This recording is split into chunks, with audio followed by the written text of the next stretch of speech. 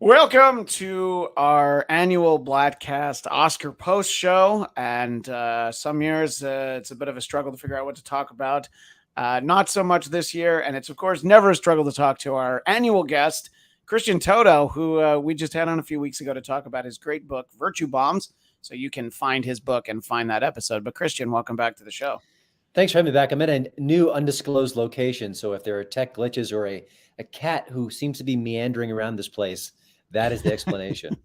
Well, yeah, that's a cat who had money on Dune winning Best Picture, if I had to guess, and didn't see it coming. In any case, obviously, we're going to talk about what people are most reacting to. People who weren't watching the Oscars have all had plenty of opportunity to weigh in on Will Smith and Chris Rock, and of course, we'll talk about it. Also, a little bit later, my friend comedian Tom Kelly will join us, but Christian and I are going to talk a little bit about the show. I always like to start talking about the movies. What of these movies had you seen that you enjoyed? You didn't even have to necessarily love them. Were there any that you loved, and were there any that you just hated? You know, I feel like lately, the last few years, I don't love the Oscar nominees, and there's no reason behind it. I don't have a passion for them. Sure. I think the one that I felt the closest to was King Richard. I thought that was populist in the best sense of the word. I thought it was beautifully told, great performances. And so I thought that checked a lot of boxes for me. And, other films are good. I thought Belfast was solid quality. Yeah. I didn't think it was great. Nightmare Alley. I thought Bradley Cooper was so miscast. He should have been younger. He's a great actor, but it seems like a young man's evolution and growth. And you got a guy in his mid-40s going through the motions. So that was a little weird. And those three that you mentioned, by the way, they all feel like kind of what big Oscar movies used to be. All of them. None of them are anything out of the ordinary. Mm-hmm. It's not Avatar getting nominations. It's not a genre movie. And I'm sorry, what were you about to say? My confession right up front, I have yet to see Coda. I did not get a screener. I don't have Apple TV Plus or whatever the name of it is. I feel like I got yelled at by their people one time when they said, you didn't put the plus in. I'm like, wait, there's a plus? Yeah, because Apple TV is the device and there's is plus. And believe me, it's confusing. It is confusing. And also, given how little content there is on Apple TV Plus, I know they're cranking stuff out a lot. Kudos to them, but they don't seem to have a significant base like Netflix or Amazon Prime or Hulu. No, I subscribe to Apple TV Plus, if that is indeed its name, when Ted Lasso has new episodes. So when that comes back, like in the summer, I'll catch up on everything else. But yeah, and I know, and we could really go down a rabbit hole on here, but I was relieved to see it didn't win because I know you also didn't like Licorice Pizza. I just don't understand the hubbub. I get the director behind it. I know he's very good, Paul Thomas Anderson. Sure. But I feel like in Hollywood, there's a bit of a director cult status. And even some critics are just so beholden to certain directors that even on their subpar work or less than excellent work, they rally behind them. And maybe that's unfair of me, but I'm just saying it. I just didn't think that was a quality movie. It didn't grab me. And I do have a weird thing about it's a 15-year-old dude romancing a 25-year-old woman. Yeah. It seemed like such an avoidable error and a necessary error. And then it doesn't really impact the story in any way. It doesn't. They're both 15, they're both 25. It's really the same story. It's the same story. She's a bit more evolved. He's sort of, an up and comer. He's aggressive. He's got charisma. She's intriguing. She's thoughtful. She's got an open mind. There's lots of things you can work with there that you can see on the screen, but the age gap just seemed, I didn't understand. Yeah. So, I didn't understand that one. And I get myself excited when a movie like that is going to come out. Like I had expectations because I've liked some of his other work. Yeah, me too. And then you see it and you're like, oh, okay. But so, and I think, Coda wins Best Picture. And I think a lot of times it seems like the Best Picture isn't a movie that a lot of people have seen, but having not seen the movie either, I know neither of us saw Best Picture, but that was the one that my wife was talking about before the Oscars. Was like, yeah, I really want to see that. I'm like, yeah, we do want to see it as soon as we can figure out how. I have a friend who used to work in the industry. Now he's an independent filmmaker, and he's pretty crusty when it comes to films. And he texted me after he saw Coda and said, "You need to watch this. It's really wonderful." So Great. that was my little sign that this is maybe a special film. And listen, you could say, "Oh, it's virtue signaling. It's about the deaf community that they don't get represented on screen very often." All true, but I do get the sense this is a really high quality film. So good for the team behind it. Yeah, no, absolutely. And of course, anybody who had a good night found it overshadowed, and Dune was clearly that movie. They're like, yeah, we're impressed, but I mean, it's not best picture, and it wasn't even going to be best adapted because you didn't successfully adapt the book. You adapted half of the book. That's right. So is there an award for that? Best half adaptation? Yeah, there really should be. In the chat, Dominicus Saxon. When I was 15, I had a 25-year-old teacher. If only. Our pal Dennis Miller used to have a joke. When I was in high school, my teachers wouldn't even let me bang the erasers. So she didn't become the future Mrs. Saxon. Lucky dog. I think people are misinterpreting what actually happened to our pal Dominicus Saxon. Scott Miller, I don't disagree with this point. I want my movies to entertain, not preach. I think there's a fine line. I think that a movie can have a message, but when you feel like you're being preached to, then it's like, okay, I'm not having fun anymore. I love movies to be fun, but I will not sit here and say that Schindler's List isn't an amazing film. It's not fun, and movies that I don't think are going to be fun, I don't usually gravitate towards, and I certainly don't watch them and rewatch them. But I can understand sort of that feeling, And by the way, I think I would say that the Oscar event was preachy. And yet you would say it was diverse. So I think that it's wonderful that there are diverse films and diverse talents and diverse people winning awards. That's great. I've never have an issue with that. But when they're reminding you every 5 minutes that they're diverse and it's diversity, then it gets a little preachy. That's where and Sam Whitfield in the chat is absolutely right. Coda is actually a remake of I guess it's a French film. And that was adapted and it won for that. So let's talk a little bit about the broadcast itself, because a lot of years it's a bit of a chore, and the recent decision to not have hosts, I think you and I have talked about it in each of those years, that it's missing something. And I don't think that these three hosts were great when they were on the stage together. I did think Amy Schumer I found particularly funny when it was just her. I also think that each of them, when they were by themselves, were better. It was awkward to have them out there, but I don't think all of it was great, but I do think that the takeaway should be, it works if you have somebody sort of steering the event.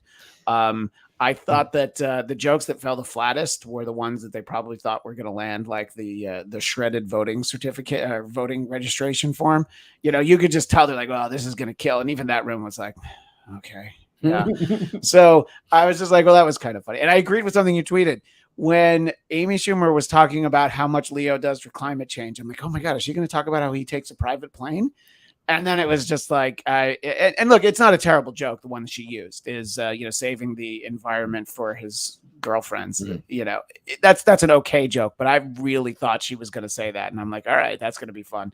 And Leo wasn't there, so she wouldn't have gotten slapped. But so, there were moments where I thought we might get something.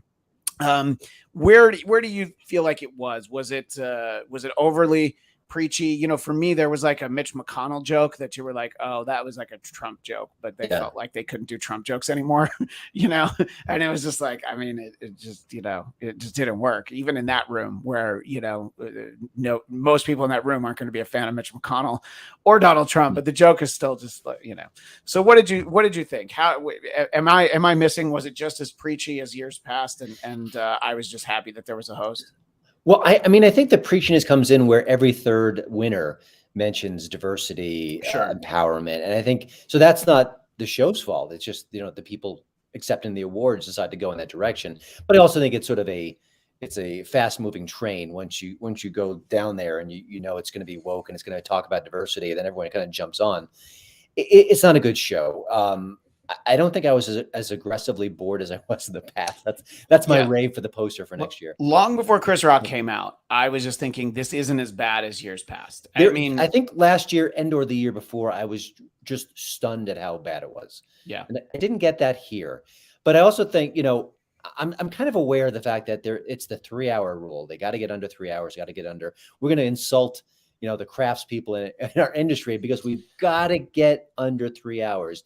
And then you see Amy Schumer floating in the air as Spider-Man in a weak bit that would have been okay and cutesy if you weren't desperately trying to get this show under 3 hours long. And when you are, you're thinking, well, I think you could have snipped that. And I think you could have snipped Wanda Sykes doing a bad tour of a museum that, again, a museum tour on screen, not exactly a winner. And then her jokes were just so lame and so predictable. Wanda Sykes is better than that. But, here's the thing about the woke that just drives me nuts is that when you're woke and you want to be woke and you want to express it, the funny doesn't come first. The woke comes first. So the joke has to be kind of crafted around how is this empowering? How does this signify that women aren't fully equal in our society? So the funny takes the back seat, and it's just not that funny as a result. And that's what you see again and again throughout the show. Yeah, I thought that the Wanda Sykes tour of the Oscars Museum would have been great to show a couple seconds of and say, go to Oscars.com for this. Yeah. And I actually would have probably watched it because I live in Los Angeles, or I live near Los Angeles.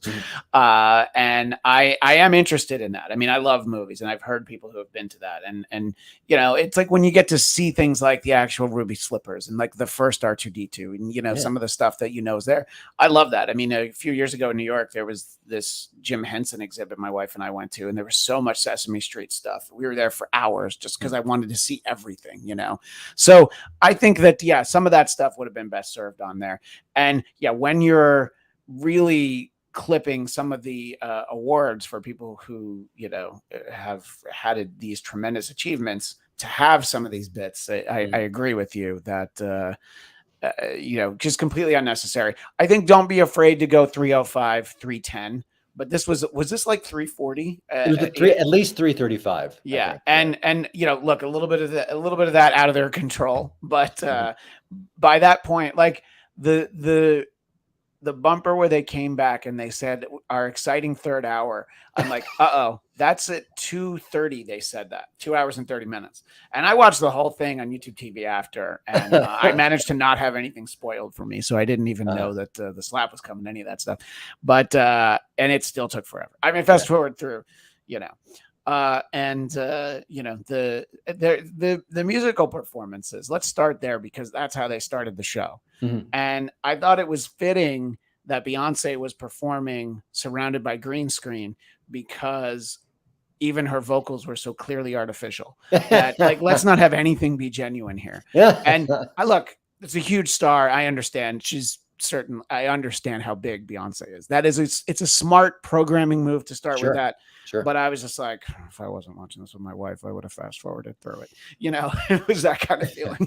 It's, I don't enjoy her music. It's just not my type of music. Yeah. Same but like you said, she's a superstar. I thought the green was actually beautiful and stunning and unique. Mm-hmm. And again, I thought, okay, they're focusing on entertainment. It's a song that's clearly tied to the movie. It really ties into the theme of the movie that these two young girls, through their power and tenacity and strength and hustle, made it to where they were. So it seemed perfectly fine. I had no problem with it, even though it's not my cup of tea. Yeah. Go for it. That's fine. Big star. It made all the sense to me. And I don't mind that as a start to the show. Yeah. And I was glad that it wasn't just me who did not realize that I was supposed to know Megan Thee Stallion during the Encanto performance. My wife didn't even know who she was. So I was like, all right. And I only know later from Twitter. I was watching it. I'm like, I don't know who this is. And I'm like, clearly, if there's a rap in the middle of a Disney song, there's a reason that this person is here. And I don't know. I mean, I think from a staging standpoint, it was kind of cool having people around. The song is whatever for me, but I like some of that stuff, trying to let's visually try to do something interesting. So to me, it's a lot of not an A for effort, but a B- for effort on some of the things that they tried because they know what a snore the show has been in recent years, I mean, I was even intrigued by the bright yellow instruments they were playing. I thought that was kind of interesting and beautifully handled. Maybe I'm skipping ahead in a way, but this is just an observation. I think it's not important, but Nothing we're talking about is important. You know, germane to the conversation, if you will. That's far better. It's almost like the Oscars don't trust movie stars. I mean, when you have well, clearly they shouldn't. Well, and maybe you're right. Yeah, that was maybe the smartest move. But in theory, you go to the Oscars, you want to see movie stars. You want to see Mahershala Ali. You want to see Angelina Jolie. You want to see Brad Pitt. And they gave us like Tony Hawk and P. Diddy and many faces I didn't recognize. Like I cover this junk for a living. And maybe they're newer actresses, and that's actors, and that's fine. I mean, you want to kind of mix things up, but where are the stars? Where are the big stars? And like even when Kevin Costner, and I thought he was just brilliant in his presentation. I thought the sentiment to that was great. Oh, that's what the whole that's what the whole show should be about. Agreed. About a personal, poignant look at movies, how they touch him, and how they touch us. That is your Oscar commercial. That's your Oscar presentation. Home run. And they don't seem to even realize that, you know. No. And some people are being critical of the in memoriam segment. I like parts of it. I think Jamie Lee Curtis talking about Betty White didn't really work, but I thought that the first two, it was nice to talk about Sidney Poitier and Ivan Reitman. I found both of those. I'm like, you know what? That's kind of a nice touch. I agree. And, you know, then they left people like Bob Saget and Louis Anderson out of there. And I was just like, what? You know, I mean, like Louis Anderson is in Coming to America. I mean, that's enough right there, you know? And I don't know. Hey, Peter Tork was in Head, and I didn't see his. Hey, that's a great point. Yeah, I know. But have any of the monkeys ever been mentioned in memoriam? Probably Davy Jones did, if I had to guess, you know. But, I don't. It's a good question. You know, actually, I went to Peter Tork, but I was really thinking Mike Nesmith because he was as well. And he just died recently. Listen, they never get the in memoriam right. They always leave out certain people. That'll never make everyone happy. But I did think like having Bill Murray speak eloquently about Ivan Reitman, even though it was very brief, I thought that really registered. I think they should try that again. You know, like the next year they should learn and be like, there's some good takeaways from this. Try and make, you know, musical performances visually interesting, and some of that, you know, and, you know, the hosting, you know, I think we're in agreement that having hosts is a good idea. I didn't love all the material, but there was only a little bit too much of them. You know, I think that the Spider-Man bit, it was Tammy Faye and then King Richard, Richard Williams. Yeah. So, you know, just getting them in costumes, it was cute. Yeah. But again, you know, didn't need that at that point in the show.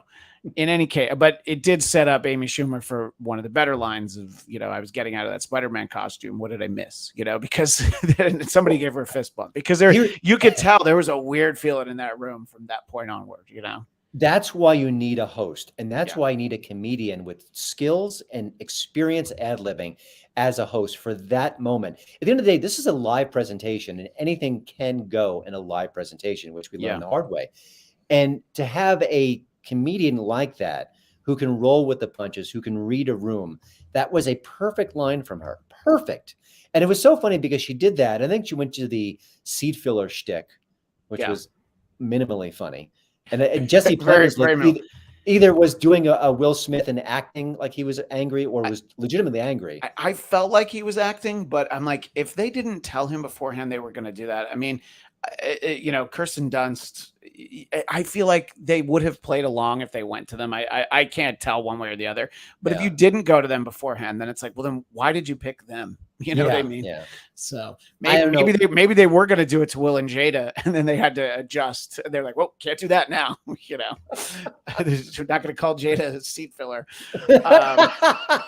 But hey, you bald seat filler. Yeah. One of the other bits that I didn't find bad in the moment was the Regina King calling people up on stage for COVID testing. Some people have made the point about then frisking Jason Momoa and Josh Brolin. Because the obvious thing is a male host wouldn't have been able to do that to females presenting. My impression is that they both knew that she was going to do that. I don't think that was a surprise at all. So that was, you know, they at least signed off on it to be good sports. But Did they know it's going to involve a cavity check? That was a pretty yeah, thorough I know. investigation. The idea was kind of funny, Yeah. and that was the early indication that Will Smith wasn't there to have fun, because she called him up and he was just shaking his head no. Yeah. That we should have known there was trouble at that point. But what did you think about? I mean, that is the obvious comparison. Like a male host could never do anything like that. I agree. I think it's worthwhile pointing out. At the end of the day, I don't care. I think you can have good-looking dudes who come up on stage, and the joke is that she's flirting with them. I think that's harmless. I just thought that the bit went on way too long. Like, it was a cute idea, and then like it was like an SNL skit. Like, oh, I get it, it's funny, and they're gonna keep doing it. So again, don't make a 90-minute movie out of it. Less is more. What did you think of some of the reunions? I think the idea of White Man Can't Jump and the idea of Pulp Fiction is kind of fun. Both of them fell a little flat, and I don't know at what point Wesley Snipes turned into Pearl Bailey, but there's a joke for Dennis, and I know he's not watching, but it was just to see him. I'm like, what happened to? I mean, I know he did some time, but what did you think of those? Those gimmicks. As a movie fan, I think it's fun when they come out, and then you actually watch them do the bit, and you're like, okay, well, that's less fun. A couple thoughts. One is, I didn't know we were celebrating 28th anniversary. It's a great point. I thought it was even numbers, maybe on the fives. So the fives or zeros is always okay. You want to do 35, you want to do 4, it's fine. Right. But yeah. Pulp Fiction's a great movie, so I get it.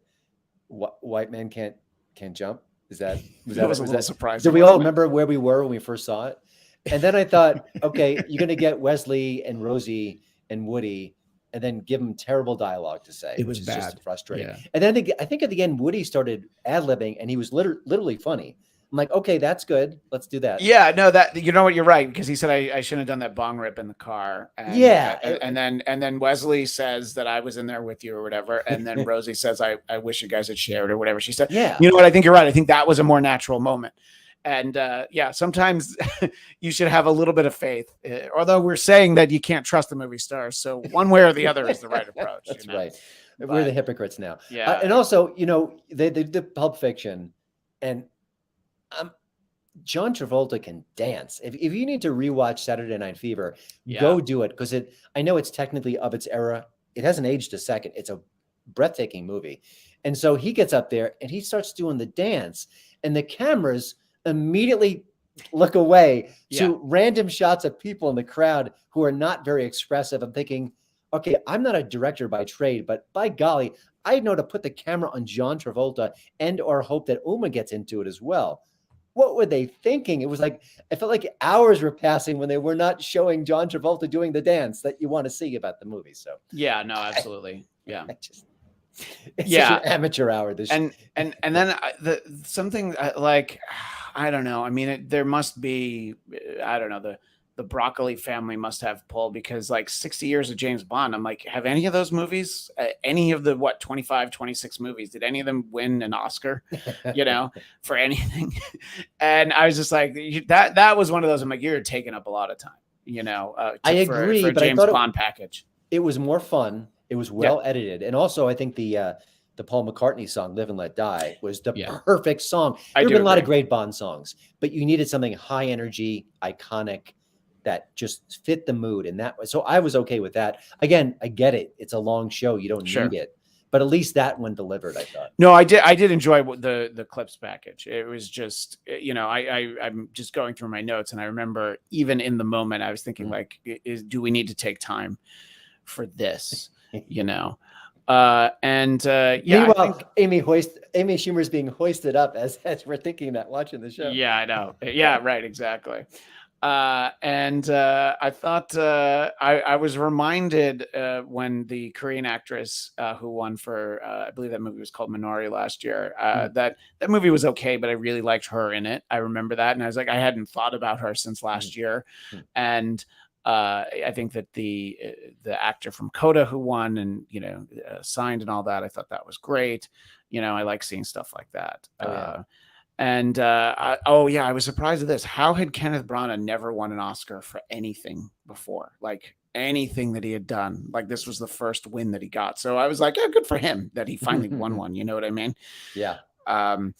But yeah, and I think that you know, I obviously I want to give us enough time to talk about the other thing, but I didn't want to skip anything, you know. Oh, I did notice that Jane Campion sure came armed with a piece of paper this time after. Oh, I noticed that too. Yeah. I noticed that too. Yeah. I thought that was you know, and look, I get it. I talked about this on one of my other shows, is that I think she meant well and she was speaking off the cuff and you know, ended up offending people that she had no intention of doing. And so now she's like, yeah, I'm just here for that. Had you seen that movie? Had you seen Power of the Dog? The Power of the Dog, yeah. Yeah, you know, I thought it was pokey and pacing. Okay. But I liked it, and I thought the ending was excellent. So I enjoyed it. I joked on Twitter that I think Sam Elliott was the big winner because he blocked Power of the Dog from getting Best Picture. But yeah, he made some calls. You know, we're joking about Jane Campion and taking out a literal piece of paper to read. But isn't that just a sad state of affairs that the actors and talent are so afraid of saying the wrong thing that they have to bring out their cliff notes? Because, you know, the off the cuff stuff, maybe it's a little rambly, maybe it's a little bit, maybe it's a bleep it out or something. But that's kind of the magic of a live presentation, of an emotional presentation. You want them to have those moments of, oh my gosh, I can't stop crying. I'm so excited. I'm sure I forgot someone. Like that's the real electric nature of the show, I would think.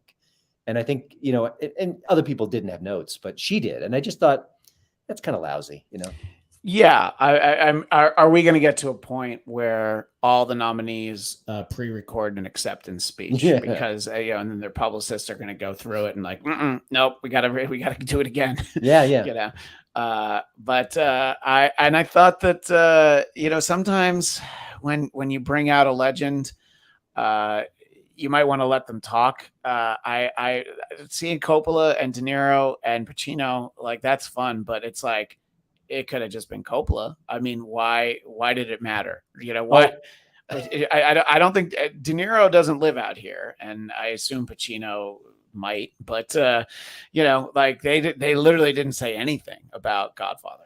Well, here's the thing I didn't realize until this morning. I think De Niro wasn't in The Godfather. He was in part 2. Part 2. That's a great point. That's an excellent point that he's not in the first one. I didn't actually think of that until you just said it now. I didn't either. And you know, it's nice that he thanked Robert Evans because of how much those two hated each other. And I know there's a book that some people have read that's out there now, and there's going to be a dramatization for a Paramount Plus because every channel has to have a plus at the end, as we've established earlier. So they're going to do that. The Liza Minnelli thing just made me sad. Is where I was going with this. I think it's sweet that she came out, and I think that Lady Gaga was just wonderful with her. You know, she said, you know, I got you, and Liza said, I know. Like it was very sweet, but I think that it just made me sad, and I feel like that's really all I can say. You know, I had the same emotion. My only thought is, ultimately, I want to know, did Liza enjoy it? Was it fun for her to be back on a stage, for having someone like Lady Gaga, a contemporary, you know, today, you know, treating her like a legend, and she is. So if she had a good time, then what you and I felt about the awkwardness and her frail health ultimately doesn't matter. That was my takeaway. So that's that's a great way to look at it. Yeah. If she woke up this morning and was like, I'm so glad I did that. Then it doesn't matter how any of us feel. Yeah. Cause there was like, maybe it was an Emmys a few years ago, like Betty White kind of went off a little bit, you know, and it was a little rambling as I remember. And, but it was kind of the same thing where you're like, you hope that, she enjoyed it basically. Yeah. I interviewed Liza Minnelli probably 20 years ago. Wow. And it was very cool. And she was great. And she was funny and she was sweet. And she's all the things you want in a big star. And she was, but she struck me as very needy. Like she was like saying, oh, you must come backstage on the show and stuff. And like, it was just, you think someone with her accomplishments would be like, you know, like would be pleasant with me. I'm just a journalist. But I just got the sense that she was just vulnerable. It was just, I don't know. It stuck with me all these years. Did you spend much time talking about Arthur 2 on the rocks, or do It you was the think whole you made? conversation. Yeah, well, it's good. See, now I'm gonna Well, I make know sure it that by I heart, so we would act out the scene. Oh, No money's still funny. it's so easy to do a show about great movies, with sequels where you're like, what? Yeah, Caddyshack 2, I mean, just where you're like, what? But it is a good point, and there were people that I was legitimately happy for. I'm intrigued by this Drive My Car movie that I literally didn't know anything about until Mhm. last night. I was like, wait, it's nominated for Best Picture too, so as soon as I can figure out how I could watch that, I would check that one out. But Coda is definitely one that I was feeling beforehand that I want to Right. see. And that'll get the Sometimes, biggest bump, I think, because yeah, no one really knew about it. yeah. So. Sometimes the Oscar win, I'm like, oh, now I feel like I have to see this movie I didn't want to see, and this is not that case. So as we transition into this, it's a great time for this comment from Jason Blair in the chat.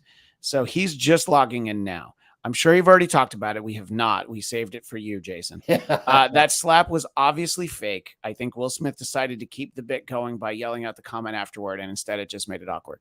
I have seen that floated around by a lot of people. And I don't think there's any way that any part of that was pre-planned or staged. No one behaves the way they would if it was a bit. Chris Rock certainly would have he was clearly stunned and didn't know what to do, and he just went back to it. There would have been a line, if he got slapped, he would have been like, I can, this feels like Fresh Prince syndication money, or something about a joke about how he'd sue him, or whatever. Before we even go more into it, what do you think about this theory that's out there that this was fake? I understand it. The way I saw it live, it could have easily been fake because it was positioned in a way that it looked real, but you could tell he could have been standing further back. And this is Hollywood, and this is something that they might do. Yeah. So I understand all that. Also, I think that Will Smith, some part of his brain was thinking, I can't cold cock him, and I can't give him my full fist or slap. So I think he's been in enough action movies, and he's done work with stunt coordinators and fight choreographers where he knew he could hit him in a way that was not going to be ending the show and not really hurt Chris Rock, but would send the message that you don't tell that joke. That's my kind of context. I mean, he played Muhammad Ali. He can definitely do a fake punch, even though that was 20 plus years ago. Yeah. So I think he was, I think that Will Smith is one of the most famous people in the world, and his family has made the decision to let people into their home and into their private lives because of a deal they made with Facebook, or I guess it's Meta now, and that show that Jada does and the things that she talks about. And for Chris Rock to make a comment about her appearance and not their private life, I think showed some restraint. That's what, and you can see the uncensored clip. It's circling around from the Japanese broadcast or the Australian broadcast. None of it is censored. So you can see the actual interaction. And I think that if it's a bit, there wouldn't be that much swearing in it. You know what I mean? Listen, I mean, Chris Rock wouldn't have behaved the way he did. There was an obvious Paul in the auditorium. Amy Schumer mentioned it. It just, none of it makes sense as being fake. Yeah, and it's interesting because you watch the clip again. I know I did. Will is laughing at first, the G.I. Jane joke, and then he realizes that Jada doesn't think it's funny, and he's like, okay, now I got to do something, because he's, there was the very minor comment about like, Will, why don't you come up here, when Regina was doing the COVID test, and he was like, no, I'm not coming up for that. So there's a lot of people saying a lot of things about Will Smith, and things that I hear about Will Smith that I hear from all sorts of people. I felt like he was overcompensating. He was like, oh, Jada's going to be pissed if I don't do something. I think you stand up for your wife. I don't think reacting in a way is bad. A lot of people are like, well, she has alopecia, so he's talking about her hair loss. Okay, that I'm gonna just assume Chris Rock didn't know that. I would assume so too. Yeah. because I don't see why you would do that if you knew. So this wasn't the roast of Will Smith, which I think we can be sure we would never see happen. And I think that you can yell at him. You could even get up on the stage and say something, but to hit him is, to me, and yeah, it's a slap. You're right. I think he might have gone up there in the intention, I'm going to punch this guy, and then he's like, I can't do that. Yeah.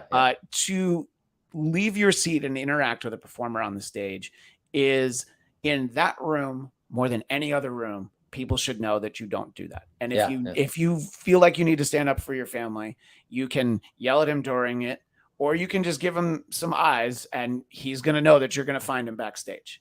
That's fine too. I am not criticizing Will Smith for being protective of what people say about his wife, but for taking it to the stage and being violent, I was just like, you can't do that.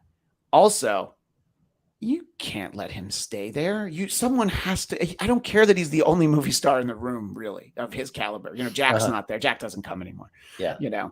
Jack's watching the Lakers. I mean, he's got nothing else to do, but he's got other stuff. He's got better stuff to do. But you can't let him sit there, because that sends the message that it's okay for someone in the audience to do that to someone on the stage that they disagree with. And I think and I think it would have been a more fitting moment for him to win.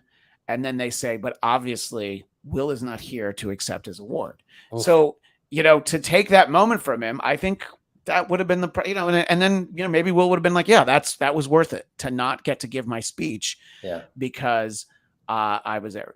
So before we talk about Will's speech, though, what did you think about sort of the way it was handled, and the fact that he was there laughing at P. Diddy like 5 minutes later? This is not my original thought, but someone kind of connected the fact that when you're rich and powerful in Hollywood, you get away with stuff. And look at Harvey Weinstein. I know it's apples and oranges for sure, the ultimate apples and oranges, but you get the sense that no one would have the temerity to say, Mr. Smith, we need you to step out right now. That was wildly unprofessional, and we can't have that in our auditorium. That would never happen, because he's Will Smith. Yeah. So there's that. I have to say, this sounds lame, and I'm still processing it. Like, I can't believe it happened. I just can't. I'm with you on that. Sure. Yeah. And then I heard some comedians, even Kathy Griffin, who I probably agree with on nothing, saying, you don't think that's going to maybe embolden people to kind of jump on stage if you're, you're at the comedy club and the comedian like heckles your wife or does something. And I mean, it's almost like a sacred thing. You don't attack the talent. Yeah, no, look, you don't have to agree with her on everything to know. I saw that tweet because somebody that I know liked it or retweeted it. We can agree with her on a point, and I think she was right about that for sure. Yeah. So it's one of those cultural moments where there are so many layers and so many things to talk about, and it's so interesting, honestly, from a dozen different angles: show business, marriage, relationships, the law, violence in our culture, the arts, comedians under attack. It's a perfect storm. Yeah. It's just unbelievable. And the fact that he went on and won the award, which he was favored to win and deserved, by the way, he was excellent in King Richard. And then he referenced it and apologized to everyone on the planet Earth except for Chris Rock. Yeah. And specifically. And I think that if he had apologized to Chris Rock, it wouldn't have made it better, but it would have shown that, like, because he's just like worried about not getting invited to the Oscars again. And I don't think he has to worry about that, Yeah. And I think that, somebody had this comment. Gideon 0297. Will was just wrong to lose it. Strong men need keep their emotions in check. It shows he needs emotional help. Yeah. I mean, I think that just there, he talked about this moment, and there's a lot of scrutiny about his private life.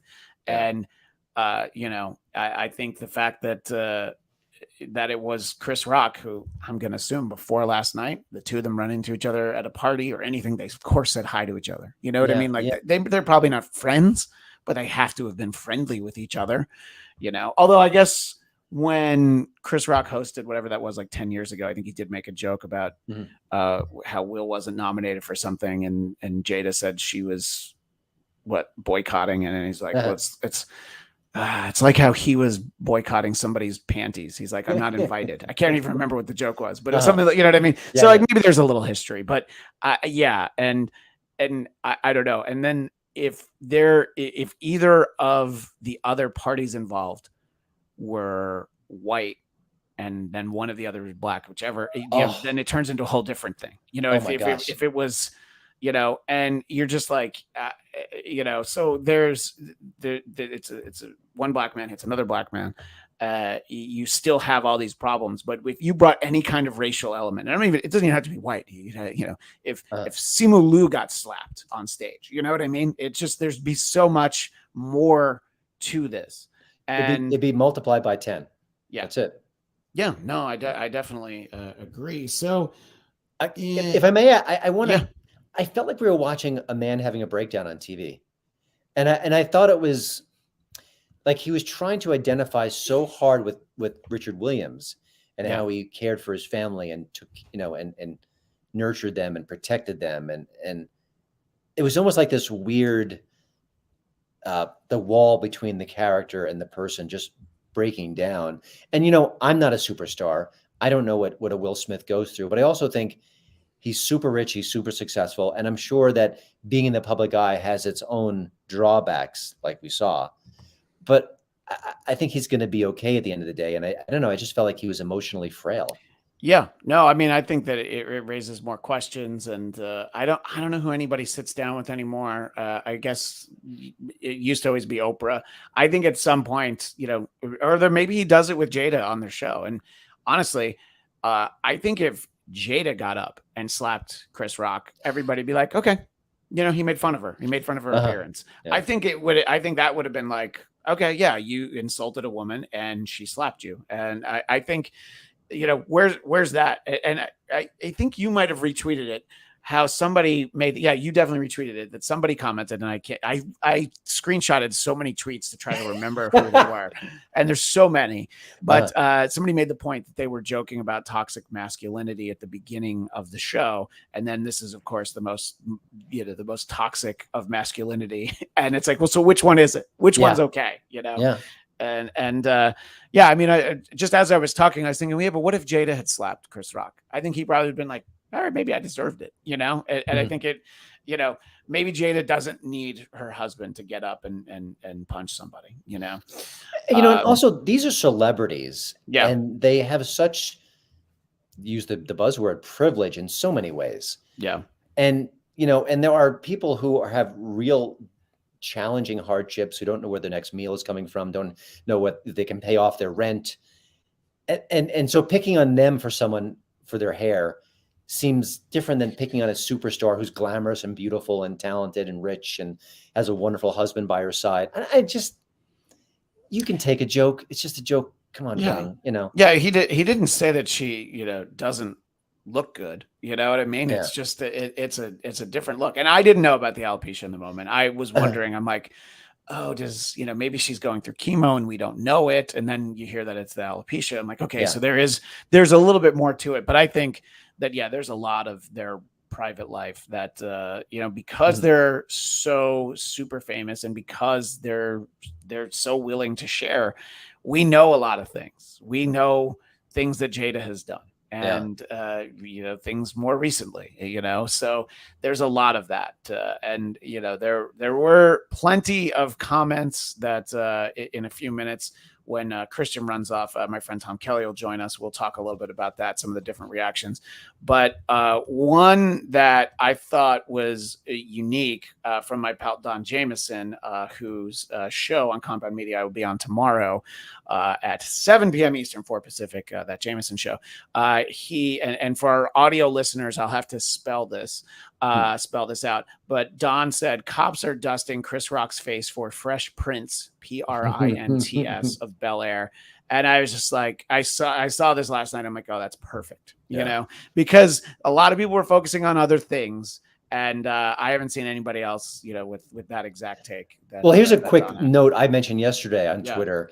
If you were following the Oscars on Twitter, and I was like watching and tweeting and stuff, Twitter was about 50 times funnier than anything you saw on that stage last night. Great. Definitely agree. Why is that? Why, we got three comedians out there who had weeks to prepare for the biggest night of their hosting career, and they couldn't outdo the Jills and Janes on Twitter who were just killing it. Yeah. Like Gideon pops in. It would be very different if Jada did it. And our pal Lynn B, we love Lynn B, breakdown. It's very sad. Yeah, I think that there's a lot. And the idea that during his speech, Will Smith talked about the idea that, basically God has spoken to him about apparently slapping people. And I'm like, I don't think you're learning the lessons. And I think that my understanding seems to be that whatever Denzel said to him during the commercial break, I don't think Will Smith took the right thing away from it. You know what I mean? It's and I think for Denzel to go up to him and try to give him some advice after it would definitely happen after. I don't know. There's something to be said about it. Dominicus Saxon, one thing that I know about comedians is that virtually nothing is off the table what can be made fun of. Yeah, and I think that Will Smith is so famous for so long. It's not. Yeah, it's more than parents just don't understand. It was like more than 30 years ago. So he's been in the public eye for more of his life than he wasn't. Yeah, and you can get mad about it, and you definitely find Chris Rock after, or you can yell from your seat. And it reminded me that, and some people had this take on Twitter. Just imagine if Ricky Gervais had been hosting that show.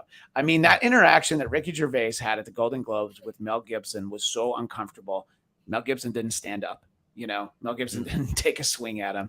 The guy with the anger issues stayed in his chair. Stayed in his chair, but the Fresh Prince did not. Christian, do you have any final thoughts on that? I want to make sure you get all your plugs in before you run off so people can know where they can find your book and more from you. I think we've covered it all. It made me feel a little sad. And I could say that, the night at least wasn't boring, but I don't think I wanted it to go in that direction, honestly. No, and it still managed to find a way to be boring before, it recircled back to boring. It wasn't boring like throughout. You know what I mean? As Oscar shows go, I mean, the bar is so low. Like if we were to go back to the first year we talked about the Oscar telecast being boring, it probably was better than this. That year, it probably wasn't so bad. But I don't know. I look forward to checking out a few of these movies, and I always wish I have time to do it before the Oscars, but this was not one of those years. Well, Christian, where can people find you? And make sure you tell them about your book, Virtue Bombs, which Christian talked to me about on this show just a few weeks ago. Yeah, actually, Don Jameson is in that book as well. That's right. My website is hollywoodintoto.com. It's updated daily. My podcast is Right on Hollywood. That's weekly. And then I'm on the Daily Wire, Newsbusters, justthenews.com, other places as well. And the book is Virtue Bombs. So check it out if you can. It's all about what we just watched this weekend. Yeah, no, I know exactly. It's absolutely. And I enjoyed the book. I give it my endorsement. So if you're watching this show, you clearly care something about what I think. So make sure you check out Christian's book. Thank you, Christian. And hopefully we talk again before the next Oscars. Yeah, it's not way too long. It's always great to chat with you. And I will talk to you again soon. Christian Toto, everybody. And joining me momentarily will be my pal, comedian Thomas J. Kelly, Tom Kelly of The Tom Kelly Show, someone who I learned recently on your podcast, Tom. You once gave advice to one of the Oscar hosts, didn't you? Oh, my gosh, yes. I told Amy Schumer once if she cleaned up her act, she could go someplace. I know showbiz, and that's why that's the qualification that gets me on the Bladtcast. If only she had listened to you, just imagine. She'd be. Yeah. No, it's funny. And I was thoroughly enjoying the last few minutes of your last interview. I think if you watched last night's Oscars and you just read the punchline, I thought Amy Schumer was the one who should have gotten hit. By Jesse Plemons or Kirsten Dunst? Actually, I was even going to say by Will Smith. I felt she made a joke about the marriage falling apart. Well, no, that was Regina King. I think you're talking about when Regina was calling the COVID testing. Okay, let's put That's one of the moments. Fine. Yeah. To your point, now 2 hosts who should have been hit before Chris Rock, because I thought the Chris Rock line was a backhanded compliment. Because like G.I. Jane is like badass, and look, that was a good look for Demi Moore. You know, it was a tag to another. It was a 3-second tag. I don't even know if it was in the script. But I'll say this: that when you make fun of a man's marriage and you allude to them having relations with other people, that makes me insecure when I'm out in public with my partner. Yeah. Well, as I was talking about earlier with Christian Toto, Jada has invited us into their personal lives. She does that show on Meta. I don't watch it, but I hear about the rapper that she was running around with. Not Tupac, who she dated before Will Smith. This was more recent. And, he has a song about it, the other rapper, So it's like, okay, you have to understand you're that level of famous. And if your private life were private and people brought it up, I said this earlier, that Will Smith being angry, it might be a little bit disingenuous because he was laughing at first, but then he saw Jada was upset. So he has every right to yell or say something. He could have even gotten up on stage and gotten in Chris Rock's face.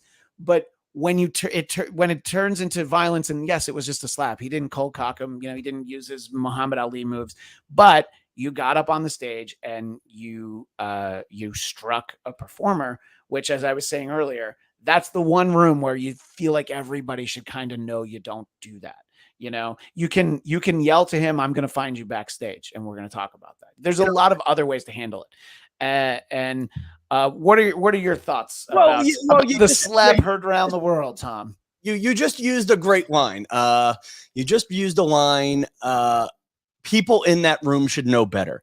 And we always talk about the Hollywood elite, and I actually believe in the idea of the Hollywood elite. I believe everybody in that room should be aspiring to and pretending that they are better than you and I.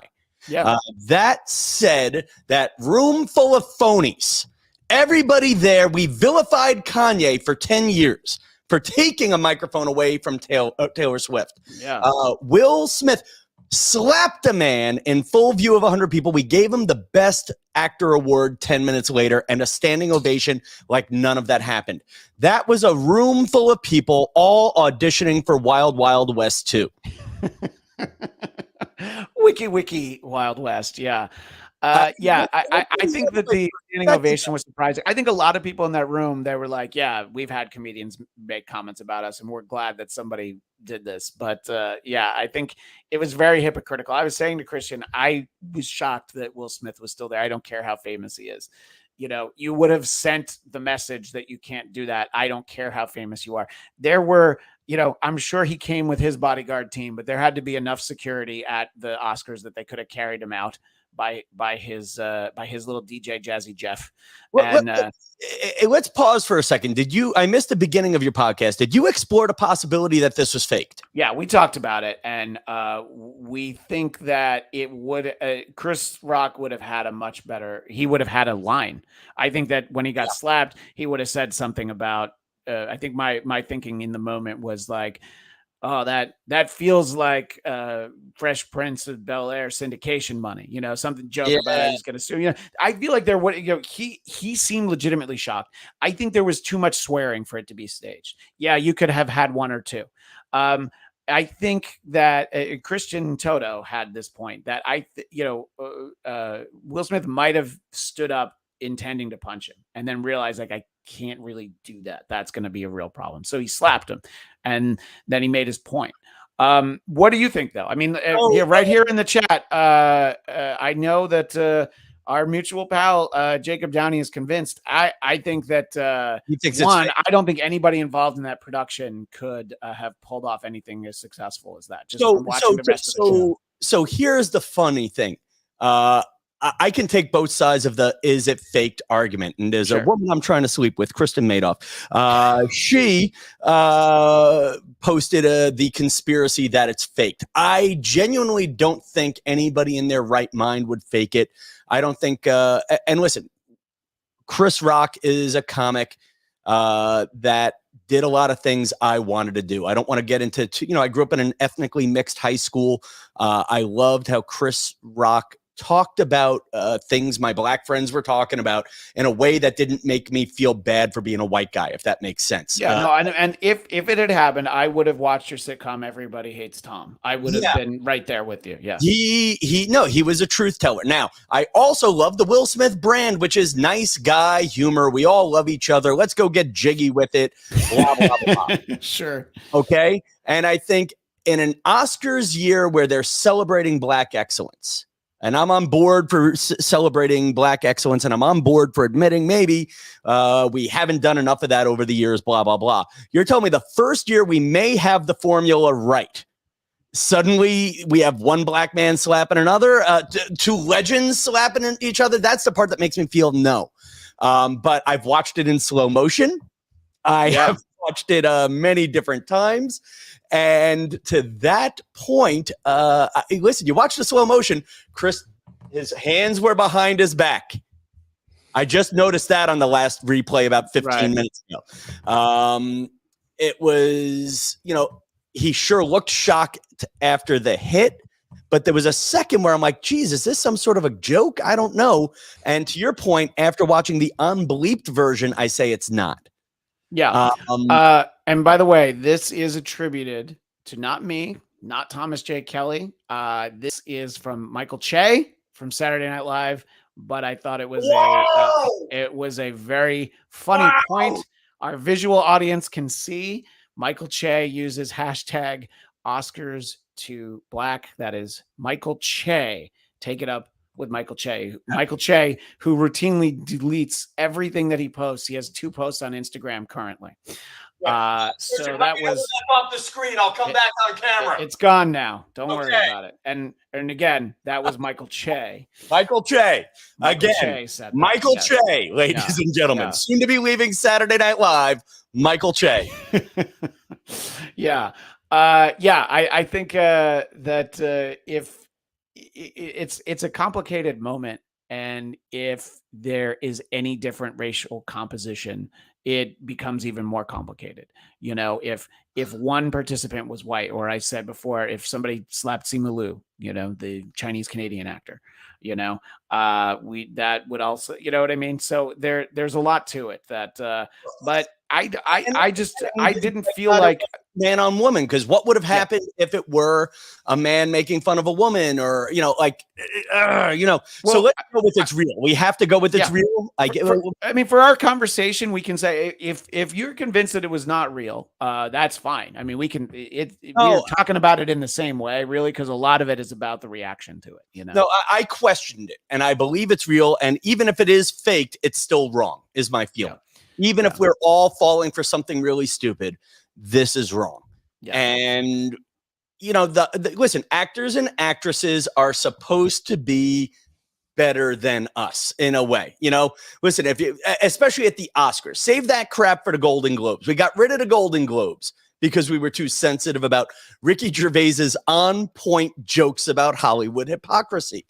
And, listen, if we can't have, and whether it be at the Oscars, at a comedy club on Long Island, or in our own families, if we can't stop one person from hitting another person over a sentence, who are we to judge people in Ukraine, the Middle East, and every other war-torn country? Be better. It's funny. I used to hate those do better people. Yeah. I have not, I swear, I have not said, do better, Will Smith. You turned me into a do better Karen. Yeah, look what you did. Yeah. Damn it, I resent you for that. Yeah, and I think that the reaction to it being what it is, there are people who feel like standing up for your wife is one thing, and I said earlier, I think we wouldn't be talking about it so much if Jada stood up, went up to the stage, and slapped Chris Rock, and it would have been. I feel like Chris Rock probably would have been like, I probably deserve that. You know what I mean? I didn't even think of that as a possibility. Yeah, I was, as we were talking, I thought of that earlier. Wow. So credit to me. No. Yeah. I'm going to have to give you credit for that, because you're right. That's changing now. That is sort of a game changing thing I still would have hated Jada Pinkett Smith. Listen, and I still make the joke, and I've been vilified for this, is I don't understand how Kim Kardashian or any person on earth would marry or date Kanye again after seeing the act of him ripping a microphone out of a young girl's hand while giving a speech. And we could turn Taylor Swift into somebody who's not a cute blonde white girl. It's still, he ripped a device from someone's hand to impose his speech upon them. And I think it's all about power, Christian. If I'm letting go of the punchlines, though I want to quote a friend of mine, Christy Miller, who said, one, if we analyze the punchline quick, I'll go both ways. I thought it was a backhanded compliment. I thought it was a joke for which I could get into trouble for. You know, it's a backhanded compliment. You look like G.I. Jane. The real safe way out is you don't acknowledge anybody's medical problems, whether they're bald or not. And I'll give Chris Rock one other thing. I learned a long time ago that from Whoopi Goldberg and Sherry Shepherd that men, you just don't talk about black women's hair. Well, guess what? Chris Rock made a movie about that theme. Yeah, he made a movie called, I think it's called Good Hair. Yeah. Good Hair. You know what? You don't talk about a black woman's hair. And I learned that from Good Hair and the two prominent black women I've worked with. You just shut your mouth. Like Sherry Shepherd would make jokes about what wig she's wearing. And I would just say, oh my gosh, what? That's a wig? Wow. Every time. Like it's the first time. And quite frankly, even that was too much. Wait a minute. Are you about to try to tell me that Wendy Williams wears a wig? What? I didn't know that. Really? Okay, good. Yeah. All right, good. See, so you did learn. Yeah. And the only real thing I acknowledge from even with the wig thing is I once got very drunk at Sherry Shepherd's house and was told not to go home. And I was not allowed to sleep outside in my car. That's what I wanted to do. Sherry told me to sleep inside. Yeah. So, and the joke became that I slept in her wig room. And it was really a closet with wigs. I'm sure it was very comfy. Yeah. The joke was I was in the wig room. But but listen, one, that's strike one on Chris Rock. Strike two was a backhanded compliment. It's something I can do. And listen, had Will Smith just shut his mouth and made a cold face, the internet would be canceling Chris Rock right now. Yeah. All the little issues. I would be here trying to save Chris Rock's career on the Bladtcast. Chris Rock very well could be the one apologizing this morning. Will Smith apologized to everyone except Chris Rock. Actually, and has anybody heard from Chris Rock? I checked his Twitter right before the show. All I know for sure is Diddy negotiated a peace and Chris is not pressing charges. Is Chris Rock alive, people? I need somebody to get to him. Yeah, somebody should definitely get in touch with him. And by the way, if Diddy negotiated this peace so quickly, okay, in 8 minutes before the ceremony was over, Diddy is now out saying everybody's cool. He should be sending Diddy instead of Dennis Rodman to North Korea, and we should be sending Diddy to take care of Ukraine, send him to the Middle East. You know, that should be his new thing. Send him to get your parents back together. We should be sending him everywhere. Yeah, and exactly. Now, was that too far? You see, now that's a joke. A backhanded joke where I'm going to wonder if I owe an apology for. Notice how Christian did not punch me, audience. No. But you didn't insult my wife, so that has something to do. Jason Blair, has Rock given a statement on it confirming he was actually slapped? Jason is very firmly in the this was a work, this was faked. It would have there's just elements that don't add up. And here's why it doesn't. Chris Rock not having a great comeback, a great line, then I would have probably been right there with you. And like, there was no way, like he was just stunned the whole time. And he like had trouble with the teleprompter and he was like, yeah, you know, and it's like, it was good that the nominees are always recorded. He's like, just go to the nominees. What were you going to say, Tom? Two words, Jason Blair, Questlove.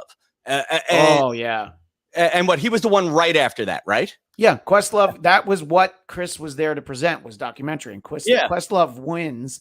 And he's emotional about his award, but it also comes in that moment. So you have two famous black men having a disagreement. One slaps the other. Questlove comes to win this award, and he's like, I'll have to talk about it later. and that ruins that moment for Questlove, I mean, and the children that Questlove could have inspired. I mean, look, again, you and I grew up with a lot of guys who look like us doing comedy. And, Sure. For Black guys our age, I think we're also the first generation of guys who grew up with Black male role models. Cosby, for a moment that was a good role model. Sure. Yeah, we had Richard Pryor and Eddie. Maybe it didn't mean the same thing, but Chris Rock I love his friggin' pitter patter. The way that he prowls the stage, the way he repeats things, like he's got it all down. Yeah, I mean, I when I was in college, he played at Vassar, which is also in Poughkeepsie. And their biggest venue, I guess, was the chapel. And he was like in the middle of the show. He's like, "Wait a minute, I'm in a fucking church." He's just like, "I shouldn't be talking about this stuff at a church." And he's great. So it'll be interesting to see sort of the follow up. I think he'll get some good stories about it. Somebody made the comment that if this was Dave Chappelle, he would have then spent 3 hours talking about other guys that Jade has fucked. Chappelle would have camped out on it, I think. It'll be interesting because it's not like Chris Rock is going to not talk about it, So, my friend Rodney, who I used to work with at, I'm not going to name the show just so I can cover him. Hot Rod 316. You should all be following him for the Caucasian. He's your gateway into Black Twitter, friends. There's no nicer way to say it. He's your gateway into Black Instagram. And he posts, like, my comedian friends are all trying to get famous and they're slightly afraid of getting canceled, Black and white. So there's a little bit of sandpaper on it. Rodney is just giving you straight from the bottom of the internet. Like he has Kanye with Pete Davidson. You're next. I like that. I got to, keep your, like the one that's going around the internet right now, to your point is, and that's one I wanted to find one, keep your wife's name out of your effing mouth. Keep your wife's mouth out of those, Yeah. Right. Where you should. I shared this moments ago, but it's a good way to also plug an appearance I have tomorrow. But Don Jameson, who a lot of people know, cops are dusting Rock's face for Fresh Prince, Prints of Bel Air, which is actually, I think it's my favorite joke of the night, because the Michael Che one I don't even have an opinion on. What? Michael Che had a joke? I don't even know. But and I'll be on Don Jameson's show, that Jameson show, tomorrow, Tuesday, 7 p.m. Eastern, 4 Pacific. So you can find that on Compound Media. Now that I got that plug out of the way, I know we only have a couple more minutes, Tom, but what is kind of the takeaway from this? Your podcast is a lot about sort of your personal journey on self-improvement and betterment and being a better person. What can you take away from this interaction between two people who are so incredibly more famous than you and I combined, multiplied by the power of 1,000? So it's funny. I'm trying to write a monologue for tomorrow's Tom Kelly Show podcast to talk about this. And I've been having trouble finding the words. That's why I was delighted to be here with you to actually bounce ideas with off of Sure. I don't think we come away from this as a better society, at least in the short run. I think the short answer is a lot of my own personal wounds have been opened up. Chris Rock was brought in to tell jokes, and they tell jokes about people in the room. And he did not have the backing of the company he worked for. If you think about that, if we treat this like an office situation, he was brought in to talk about people in the office, and somebody in the office slapped him in front of everybody else in the office, and we all walked away. I have memories, and I was talking with my friend Chris. This feels a lot like Harvey Weinstein. We knew something went wrong, and then we all decided to cheer for that person because we're all looking for work for them later. I, as a man who has been once or twice victimized by people in power, I am, and I really can't tell the stories because I still have hope of working again in mainstream media. I feel bad for Chris Rock, and I feel bad for the sheep that went along with this. To my friends who are screaming it was faked, I don't think it was. And if it was faked, they made everybody look crazy, because I think at the end of the day, if this was 100% real and not staged, it wasn't good. It wasn't good for either of them. It wasn't the brand of the people. It wasn't good for the brand of the Oscars. And are we now encouraging people to slap comedians when they tell a joke you don't like? Yeah, and there's no gain for Will Smith, who is still up for Best Actor at the moment. There's no game for Chris Rock. What does he need this for? He is about to tour arenas with Kevin Hart. He doesn't need this moment to, you know, prop his career up in any way. Yeah. The Oscars loves that people are talking about the Oscars the next day, but I don't think that they have this in them to come up with this. I just don't think that they could pull this off. And even though it was as clunky as it was, here's the rebuttal to that is, and again, I'm taking both sides of the argument. I have a friend whose line was, well, they keep all 100 winners secret. Why can't they keep that one little secret? Yeah. You know, yeah. But I'll say one with Chris Rock. It's not, I think it's interesting that he's quiet right now. I think his brand, you know, he looks weaker in my eyes.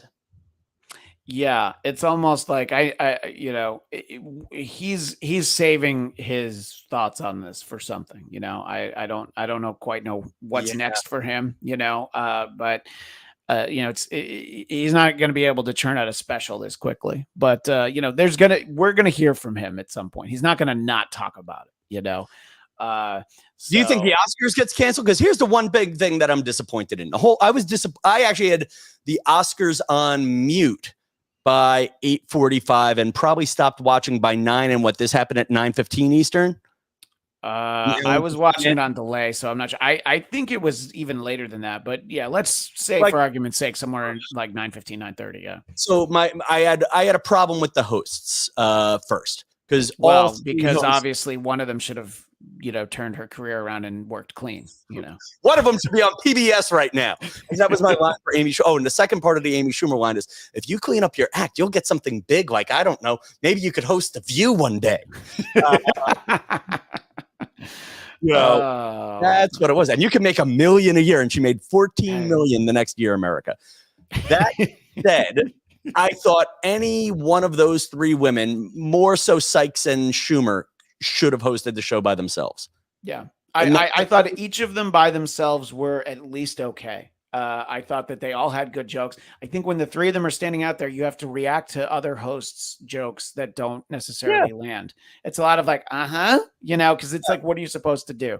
Like I think it was fine. It was fine. It was good even, but Schumer alone in a monologue, I was proud of her, man. Like, as a long-term comic. Yeah. No, look, it worked when you would do it on Comic Relief, when it was Robin, Billy Crystal, and Tom's pal Whoopi. You know, the three of them, that's perfect. But these three, you know, it's like, you know, Tina Fey and oh my gosh, Amy Poehler. Amy Poehler. Thank you. I knew I was gonna say Amy Schumer. I'm like, that's the wrong Amy Poehler. The two of them, they work together all the time. It's like, you get it. These three, it's not like these three worked together. It's not even like they just had done it. They didn't do a movie together or anything. You know, they didn't have any experience together. But to finish the point is, I kind of zoned out. Like, I kind of zoned out, and I do say this: Oscars, if this was faked, if you're gonna have one celebrity punch another, I need it in the first 15 minutes, because then I went back to Twitter. I'm trying to find the clip of what I missed, and then by then I saw the clip and it was all bleeped, and I'm like, I don't know what I'm going back for. I'm going to just go to bed. That's why you had to find the Japanese broadcast or the Australian broadcast, because like I saw that on Twitter, like, because somehow Twitter didn't ruin this for me, because I watched it, like, I didn't start it until like after 9 o'clock Pacific time, so I didn't start till like midnight Eastern time, so this was hours old, and I didn't have anything ruined for me, so I actually, but there was a lot of fast forwarding. My other takeaway is I am going to be subscribing to Japanese ABC. Yeah, I think we all should. It's a better broadcast. Can I tell you? Can I end on one like possible? Yeah, no, because I know you got to go. So therapy got pushed back 5 minutes. So by the way, I need Dr. Cheryl so badly, but I got to text her in this. So, but the big ending for me is I knew a woman named Millie who was a censor at ABC, and she would get promoted from working at The View on live TV to, I think she did the Oscars when, oh my God, the worst thing that could happen is one guy said the F-bomb in the late 90s. Mm-hmm. Right, was it Jack Palance? I'm forgetting what it was. It was something like that. And she was the one who caught the F-bomb, believed it. And it's a process where, and she would describe it. And it's fun if you're like, if you grew up the way Christian and I did, loving every job in TV, it's a 2-person operation. One person's in the control room watching the feed, and then they're on a headset to a person in another room, and the other room just has the equivalent of the Staples easy button, a plunger that cuts the audio and a second plunger that cuts video if something goes horribly wrong. And basically you have 7 seconds and she'll yell, "Stop!" Right? And the person hits the plunger. I just don't know what the hell it was like in that room. Just stop. Yeah. Like, I mean, just yeah, they had to do it for a while, and then there was some glitch during Will's acceptance speech. I think that my understanding is that one of the Williams sisters in the crowd had a wardrobe malfunction, as we say. But Tom Kelly is somebody who always keeps his wardrobe intact, no malfunctions. Not for a lot of trying on my part, though. If you enjoy the Bladtcast and you enjoy our episodes, you'll love the Tom Kelly Show, because in the time it takes you to get one episode of the Bladtcast, you can get 5 or 6 episodes of the Tom Kelly Show. And he has some great conversations with some mutual friends and new friends and people like that. So tell people where they can find the Tom Kelly Show. It's all at TomKellyShow.com. I see Jacob Lee Downey on all 6 of his accounts in here. He's the biggest supporter. Tom Kelly Show on YouTube, though I am trying to get people onto the old-fashioned podcast feed with no video. That's at TomKellyShow.com and Tom Kelly Show on your favorite apps. I don't trust the people who run the Oscars, and I don't trust big algorithm. Yeah, no, exactly. And Tom, you're going to be heading west sometime soon. So we need to plan dinners. Yeah, and we will also be planning some podcasts too. So people will get to see you again here on the Bladtcast. Tom, thanks for popping in here. I still haven't seen the most recent episode of Star Trek Picard, but we'll have to have you back on that show very soon. Strong opinions, Christian. I bet that's the best part of it. Well, thank you so much to Tom Kelly, TomKellyShow.com. And look, it's a fun conversation when something like this ends up in the news like that. There are a couple of comments that I might read on the way out. Comedian Mark Normand said that the Ukraine is now sending help to the Oscars. This was in the moment. And you know, I think that another great comedian, Joe List, says, I think we're not talking enough about how Will Smith initially laughed at the joke. We did talk about that. And this is my friend Angelica. I loved this one. She's not a comedian, but she's a wonderful Twitter follow. Angelica said, "The pursuit of slappiness," and she is not usually somebody that I look for the quips. And you have a lot of people who came out. I love this one from Nikki Glazer, though. Open relationships seem healthy. And I know I'm doing this in a very low tech way. I tried to load all these up in the computer, but boy, I was just so slow trying to get those out there. Anyway, there's great ones, but my favorite was really the one that I shared earlier from Don Jamieson. That's really it for our Oscars show. Thanks to everybody who stayed in the live chat. And our next show will be next week. You'll be able to find our episode a little bit later in the week. We'll be doing our annual MLB preview episode. Myself, our pal Salmon, David Weiss, and somebody that I got to know through Tom Kelly, essentially. David Brody has asked to come talk baseball. So that is all the time we have for now. But we will see you next time on the Bladtcast.